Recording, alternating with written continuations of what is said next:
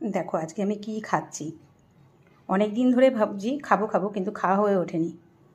তরকারি অল্প একটু নিয়েছি, তরকারি বেশি নিইনি, কারণ জল ঢালা পান্তা ভাতের সাথে তরকারি ভালো লাগবে না। আমি ঝাল খেতে খুব পছন্দ করি, যার জন্য শুকনো লঙ্কা 3টে নিয়েছি, কাঁচা লঙ্কা 2টো। এখানে হচ্ছে বড়া ভাজা আছে, মাছ ভাজা আছে। মাছও বেশি ভালো লাগে না, যার জন্য অল্প একটুই নিই। পেঁয়াজটা ভালো লাগে, যার জন্য বেশি নিই। শুকনো লঙ্কা দিয়ে ঝাল করে একদম ভালো করে খাবো এই গরমে। এই ফার্স্ট খাচ্ছি পান্তা।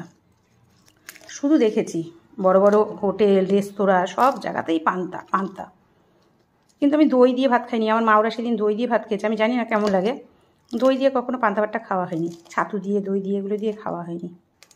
কিন্তু আজকে তো পুরো হেভি খাবো। কিন্তু ভাতটা না একদমই আর কি ওই শক্ত শক্তই রয়েছে, একটু বেশ গলে যাবে ভাত, ওই ভাতটা বেশি ভালো লাগে আমার। কিন্তু এই ভাতটা একদম শক্ত শক্ত রয়ে আছে। এটাই খাই আগে, তাই না? খুব ঝাল করে নেব। পেঁয়াজ তো আমি প্রচুর খাই, যার জন্য পেঁয়াজ প্রচুর আছে। কে ভালো খাও জানি না, দেখেছো পেঁয়াজ পেঁয়াজ প্রচুর আছে।